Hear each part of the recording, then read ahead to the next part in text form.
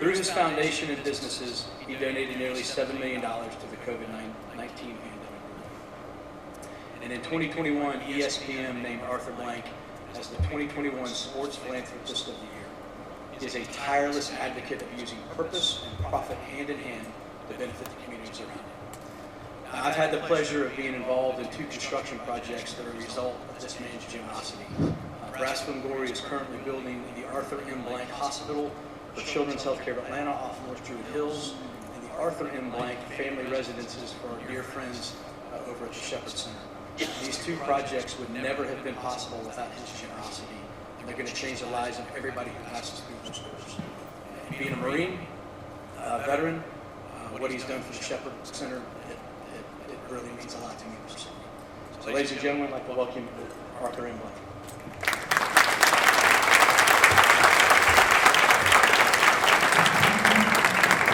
Now for your moderator. Your moderator.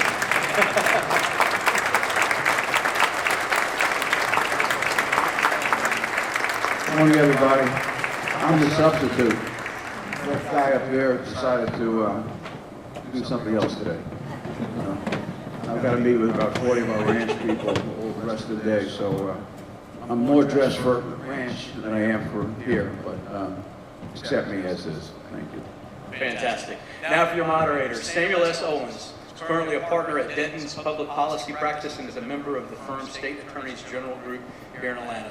His practice focuses on the State Attorneys General and local government affairs matters. Sam was twice elected Attorney General of the state of Georgia in 2010 and 2014, and he served as Vice President of the National Association of Attorneys General in 2016 and was the chair of the 13-state Southern Region both in 2013 and in 2015. Now, Sam is noted for his service to Cobb County as he served as chairman of the Cobb County Board of Commissioners from August 2002 to March of 2010 and was a county commissioner from 1999 to June of 2002. What I best know Sam for is for Leadership Class 2023. Sam was the co-chair of my Leadership Cobb class in August 2022 to May of 2023. And during that time, he and Holly, of course, created an environment that allowed 54 incredibly diverse individuals, strangers, come together to develop really deep, meaningful relationships. And Sam, I know when I speak for all of 2023, when I say thank you for your leadership, our friendships will outlast our careers, and I'm blessed to have you as a mentor. Thank you, Chris. Thank you.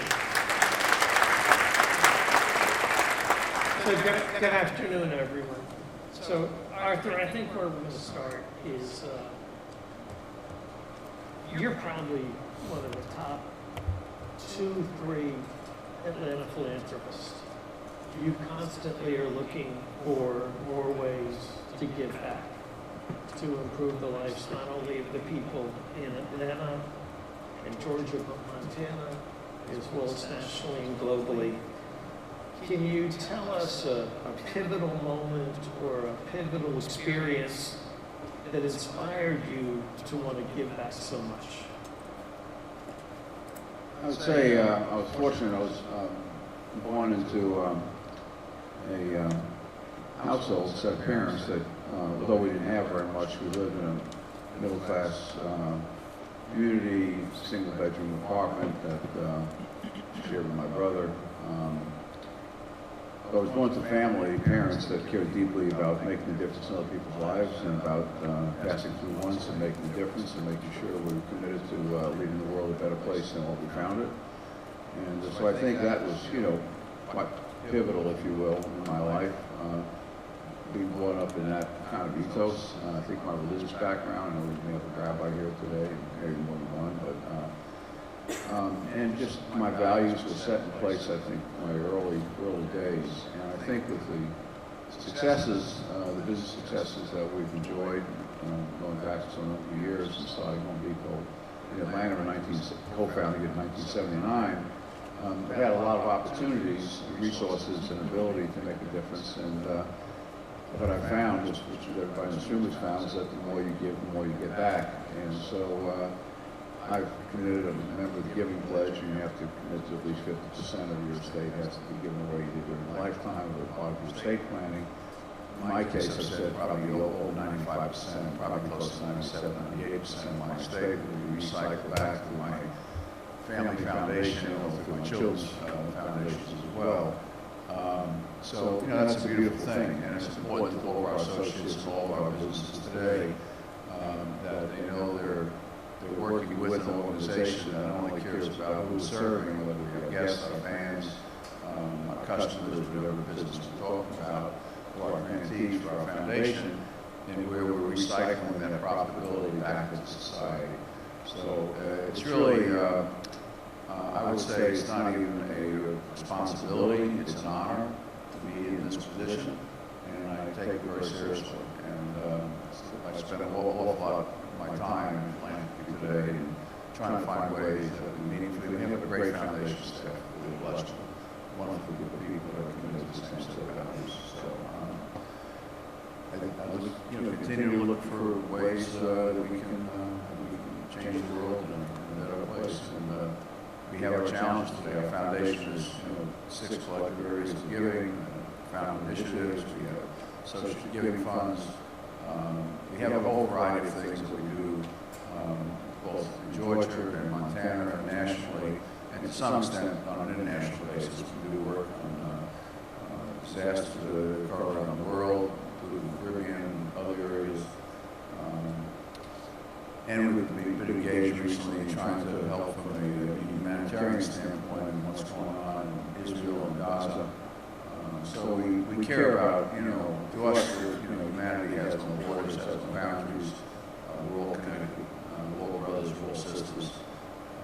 And so we act that way. So Arthur, you mentioned the impact your parents had on you, and they taught you, in Judaism we call it tikkun olam, right, to give back, repair the world.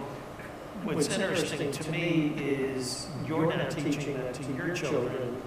They're involved in your foundation. They're involved. So tell us a little bit about the need that it needs to be generational. Everyone needs to follow.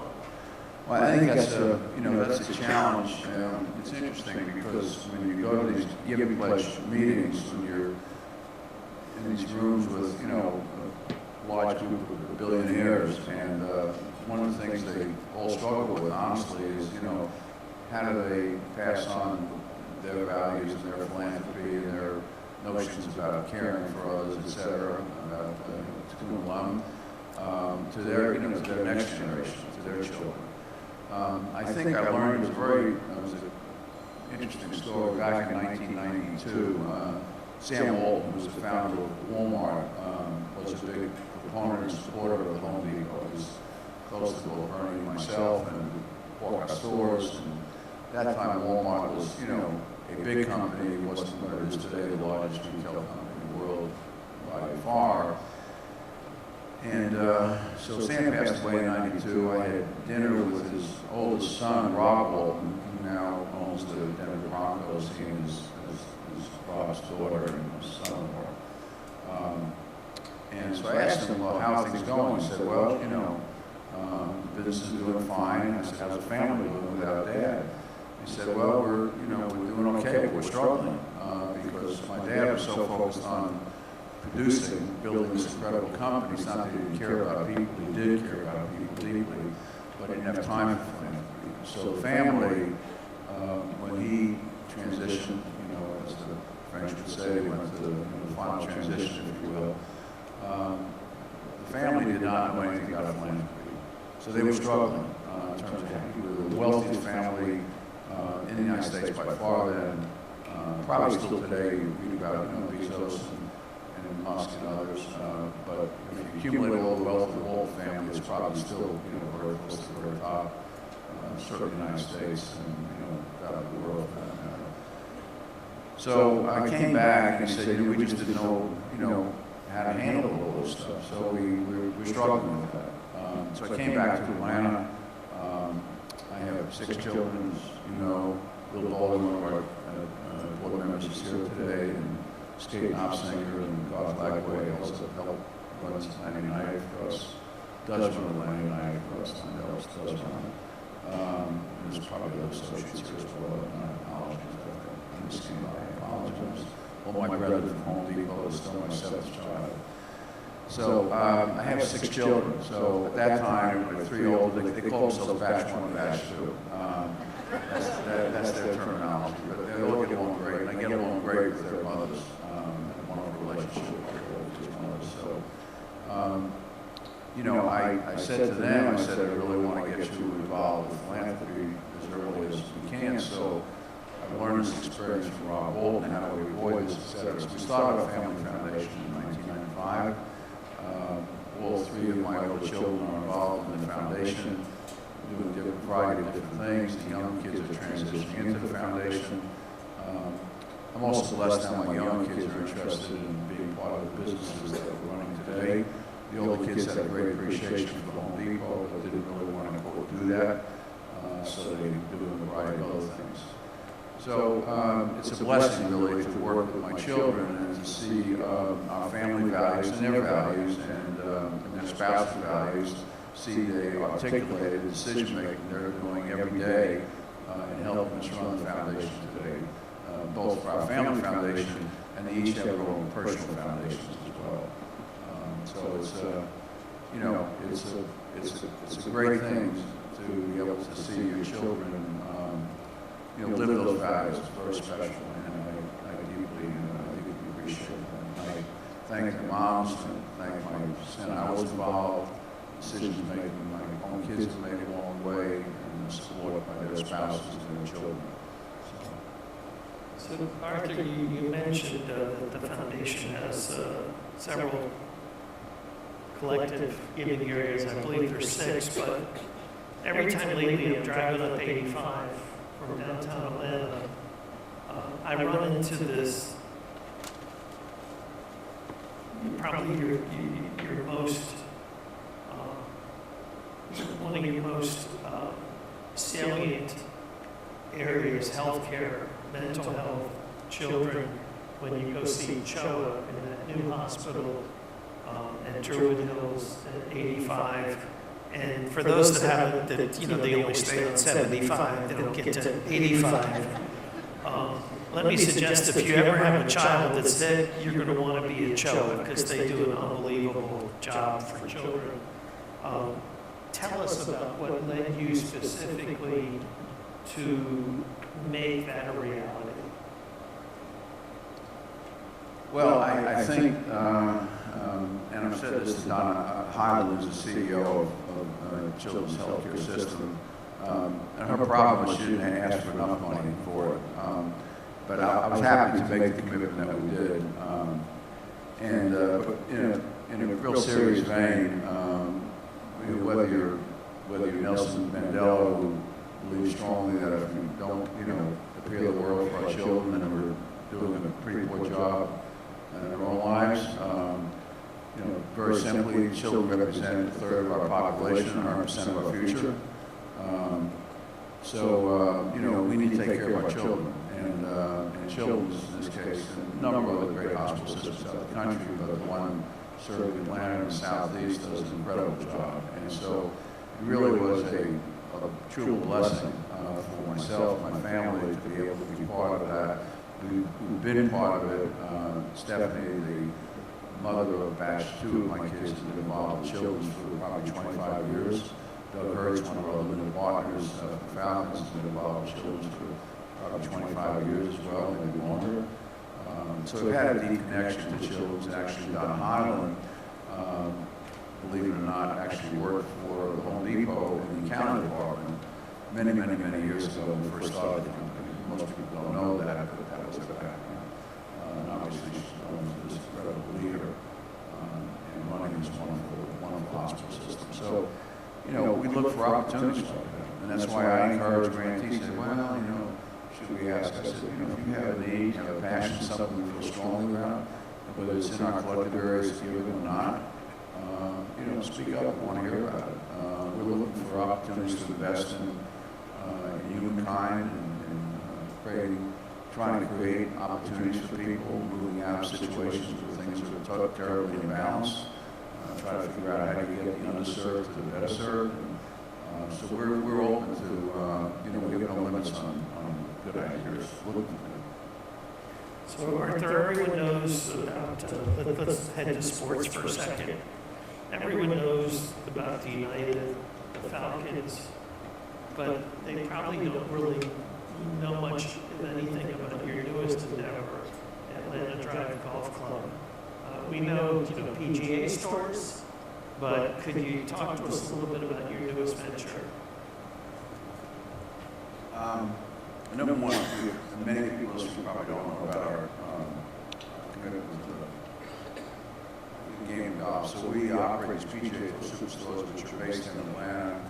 We have these superstores. They're like versions of Home Depot for golf, a little bit of tennis, but primarily for golf.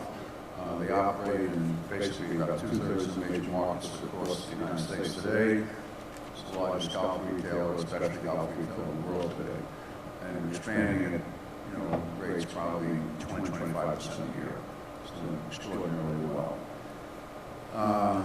The opportunity that Sam is referring to is that Rory McIlroy and Tiger Woods, amongst others, but principally the two of them, decided maybe 2 years ago that let's try to expand the world of golf and expand it through technology and maybe bringing in a different, younger group of men and women who are interested in playing golf. Kids today, they do everything, and they don't do one thing at a time. If it's not 2 or 3 things, it doesn't count. So, they play a lot of golf today in simulation and games simulation and things of that nature. So they've put together these teams, 6 teams. Each team has 4 golfers on it, professional golfers that signed up themselves. They get paid a certain amount of money to be a team member. PGA Tour assigns the golfers to teams based on their regional areas of where they're living or their potential connections to the owners of the teams, etc. And these are six teams that will play 5 2-hour formatted golf. Supposed to start in January, but the facility they were building in Jupiter Hills, Florida, South Florida, had major damage to the roof and walls, construction, weather, so it's been delayed almost a full year. Some of it was wet because of construction, some of it because of the player schedules. But in any event, it'll be 5 2-hour sessions. It'll be on ESPN, designed for TV. Those are small arena, a couple thousand people to keep, real in terms of attendance and things of that nature. The players will all be mic'd up. They'll be playing against each other in teams. The 4 members on our teams are Justin Thomas, Patrick Cantlay, Bill Horschel, and Luke Glover. Different reasons they're connected to Atlanta. So it's, it'll be something fun to do. What Sam left out, which you didn't know about when he wrote his notes, is actually just announced yesterday. We are part of a group that's now been selected by the PGA Tour. I'm part of the group that's been selected by the PGA Tour to become a potentially significant minority investor in the PGA Tour. The tour itself is going through, as many people in this room know, a huge transition with the potentially Saudi PIF fund, with Live Golf. How do you grow the PGA Tour as we know it in America and World Tour, the World Tour as well. So professional golf is going through this change, and they're looking for not just outside funds, because the funds are available, but they're actually looking for new ways to govern, new ways to grow the business of golf, new ways to reach more fans, new ways to expand it through media, tournaments, etc., and make it even more attractive for players. At the end of the day, professional golf is really owned by the players. That's how it was designed by Ronald Palmer and Jack Nicklaus and others many years ago. It's not like the NFL or Major League Baseball. I know that Mike Plante's here. Mike's here someplace. Right, Mike? Where's Mike? Right over there. By the way, kudos to this guy and the whole Braves organization. What they've done, with this real estate development and with their baseball team is unbelievable. You ought to give Braves a huge round of applause. I'm a huge admirer. I would have been a big investor in the Battery, but I've given away so much of my money already. We kind of ran out of money, but they've done just an incredible job. So kudos, Mike. So, by the way, Arthur, a little bit to the left of Mike is the Home Depot table. So they wanted to make sure that they were here for you today. So, my 7 children right there. But anyway, so it's this, you know, we're working out, I mean, we're in the process, it's been announced, I can talk about it publicly now. I mean, the only thing I can talk about publicly now is that, you know, we were selected as 4 groups that were bidding. We were selected as a group, we work closely with the Fenway Sports Group, which owns the Boston Red Sox, owns Liverpool, owns the Pittsburgh Penguins, involved with Formula One. One of the owners of another team, Major League Baseball, Steve Cohen, owns the Mets. So there's a group of people that are invested in this group. We'll see how that'll shake out. So we're committed, you know, to the game of golf, and we're committed to growing the game of golf from a diversity standpoint. So one of the major sponsors is First Tee. First Tee, as an example, they touch about 1.5 million young people a year in the United States and Canada both, and with really teaching life skills. So every one of our businesses is connected to making a difference in the communities that we serve, making a difference to the people that we're connected to, and supporting the business or the communities that we're active in. So this commitment to First Tee is just an example of that. We host First Tee activities in all of our stores in terms of leadership development, and we bring them to one of our ranches in Montana, where they go through an enhanced program, they get full college scholarships. So, you know, our commitment to, you know, the humankind, from a business standpoint, from a community standpoint, from a giving back standpoint, is really from the beginning to the end. I mean, we care deeply about relationships, care deeply about people. And to us, it's all about relationships, it's not about transactions. So when you go to the Mercedes-Benz Stadium, you're wowed by what you built. And whenever you saw an opportunity to make it be better for the fans, there was a change order. You weren't interested in the bottom line, you were interested in the fan experience. When you think of Atlanta Drive Golf, when you think of Mercedes-Benz, there's a lot of technology, there's a lot of innovation.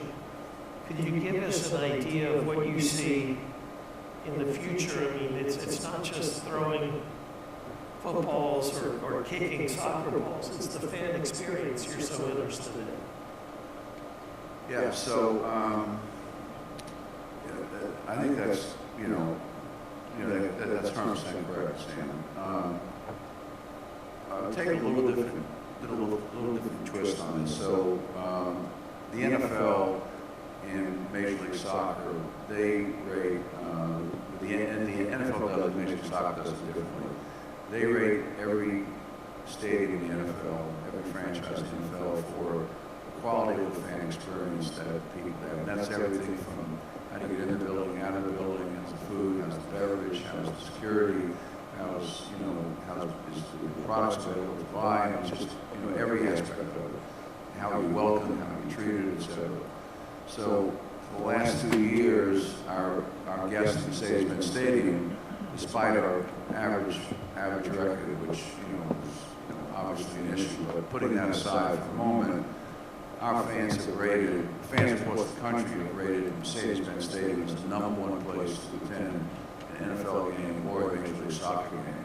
It's a tribute to golf and skate. Skate was here originally for many years and helped build, but you see the fanaticism of our Atlanta United fans when you come into that building. Skate and her team helped develop by visiting basically every pub in Atlanta. She's not an alcoholic, she doesn't even drink that much, but visited virtually every pub during the early years. Soccer for us started in 2017. So we've set a very high standard that, regardless of the outcome on the field or on the pitch, whatever it may be, or a concert, which has now become a huge part of our portfolio in Mercedes-Benz Stadium, we want to make sure the fans have a great experience. So technology is part of that, and this is where, I might have a little different view than maybe some of our own associates, but technology is really secondary, honestly, to the relationships. It's the human relationships. How do people feel when they come in the building? Do they feel like they are welcome home? Do they feel like this is their building? Do they feel like they're cared for? Do they feel like policies we put in place, whether it be food and beverage or a number of other things? I mean, those things are what tell fans that we really care about them, and that's why they vote us number one. We don't vote, and it's not just our fans, it's fans across the nation who come and visit the stadium. And the NFL sends people to every single game the NFL plays, 267 games a year, regular season games. There are people independently from New York that visit and judge the fan experience, and they grade every single game, whole activity from start to finish, etc. Not the result on the field, but everything else that touches the fans. So, you know, that's our standard. Our standard is that regardless of what's going to happen on the field, we want it to be good, better than it is right now for Falcons, for sure.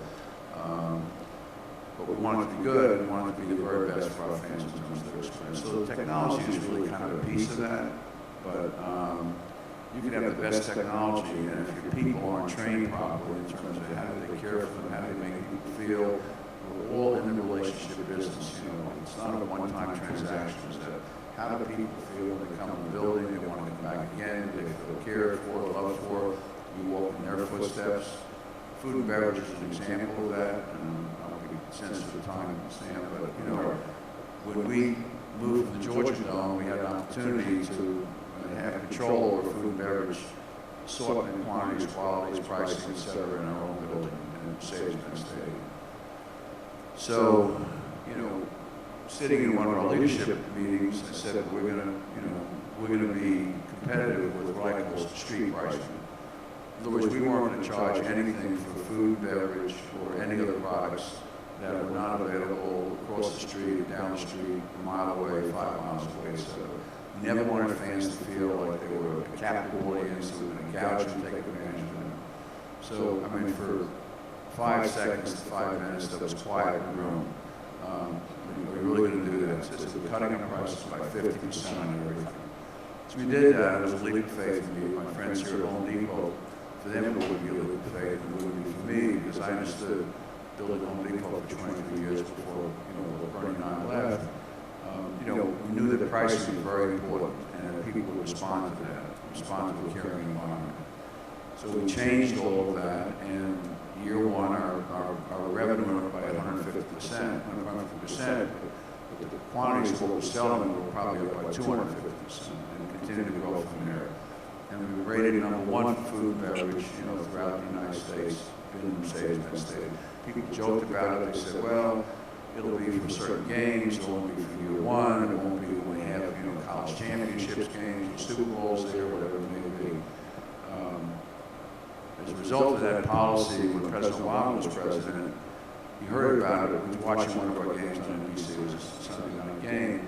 He wrote me a personal letter and said, you know, what you guys have done for food and beverage, the statement you're making about caring for fans is unbelievable.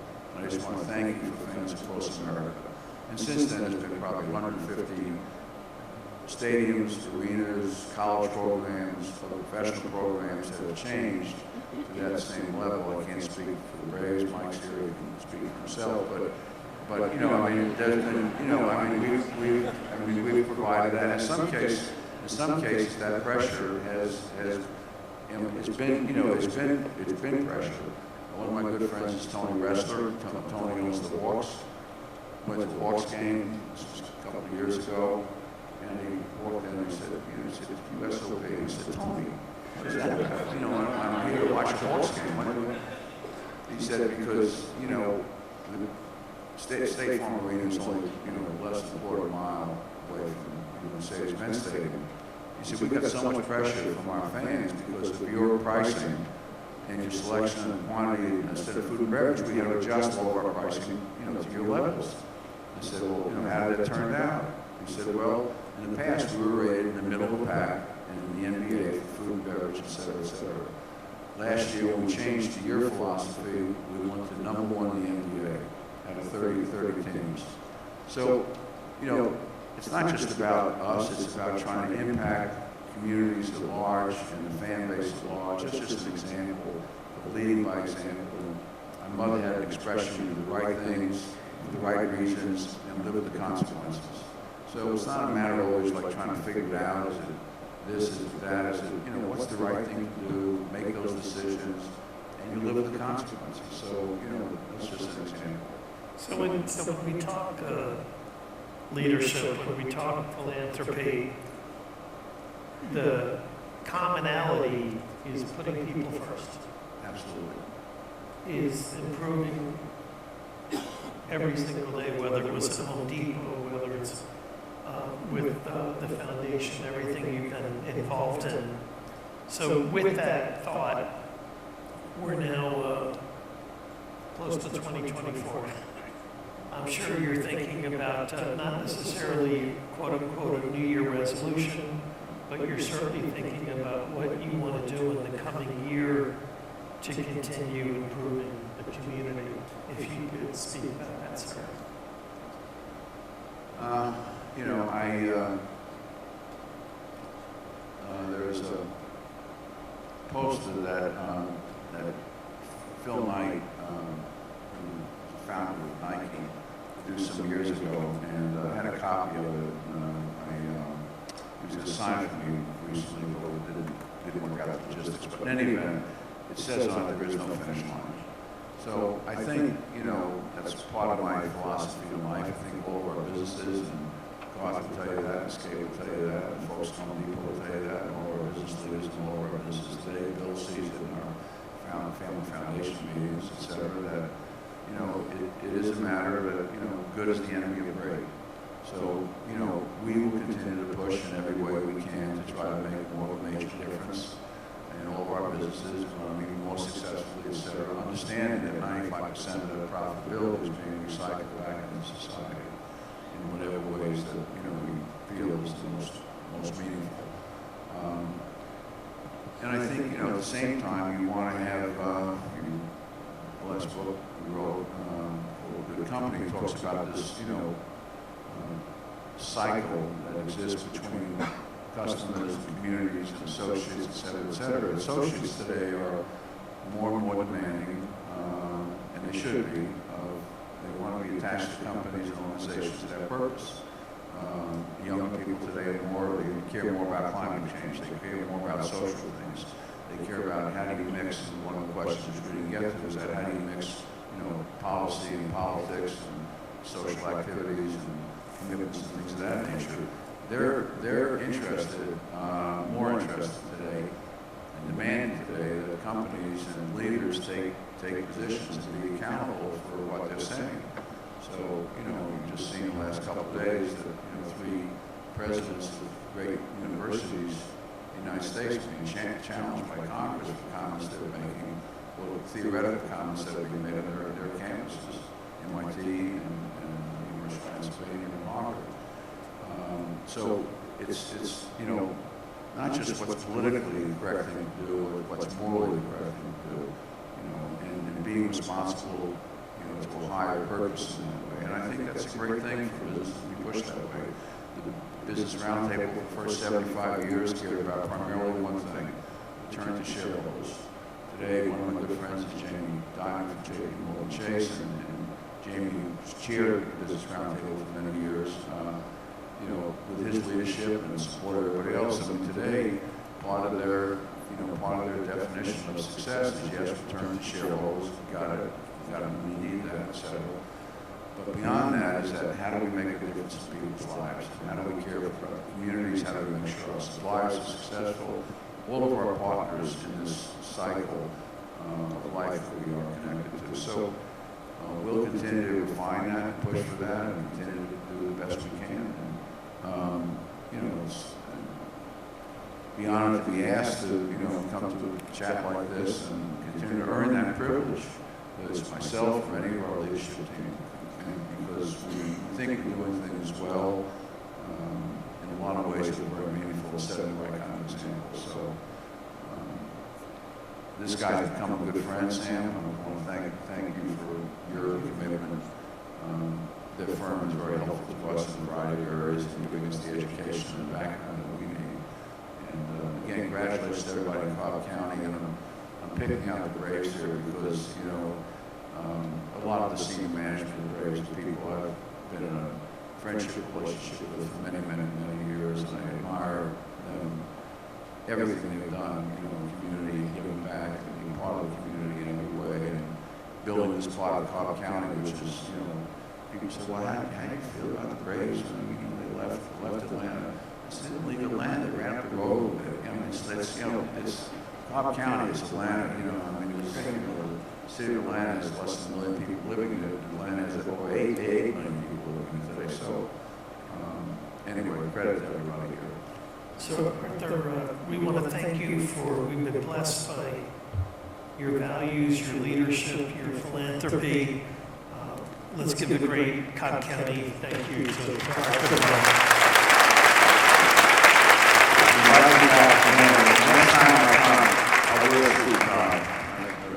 Thank you for your patience with my address today. Mr. Blank, Sam, thank y'all for today. I want to thank you for the Cobb Chamber of Commerce, but as Community Development Officer for Children's Health Care of Atlanta, I want to thank you for the Arthur Blank Hospital for Children's Health Care. In fact, if you take a look right here, you'll see it being built. And you can see there's some other pictures, and there we have our helicopter pads are going in. And then I think we have one more. And there it says, thank you. Well, it's going to be an incredible facility. There are about 500 beds. I mean, it's unbelievable. So I get reports. I've visited a couple of times. I get reports from these little ambassador kids.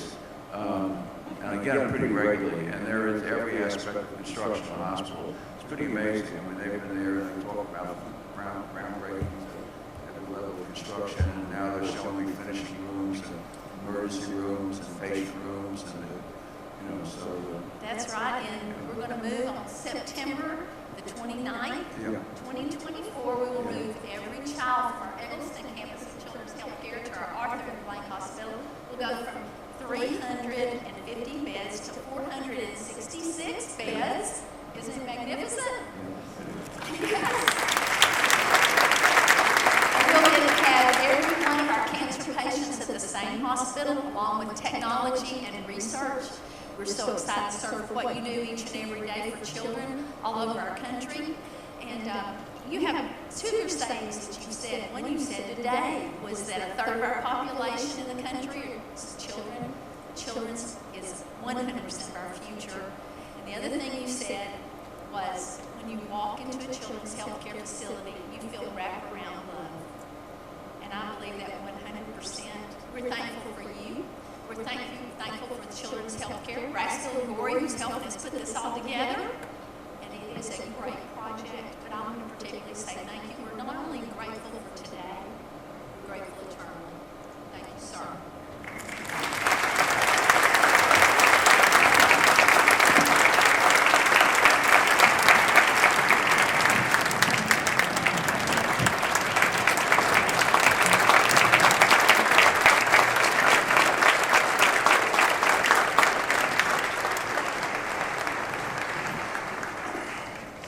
Thank you, Pam, and thank you to Sam and Arthur. That was truly as amazing as I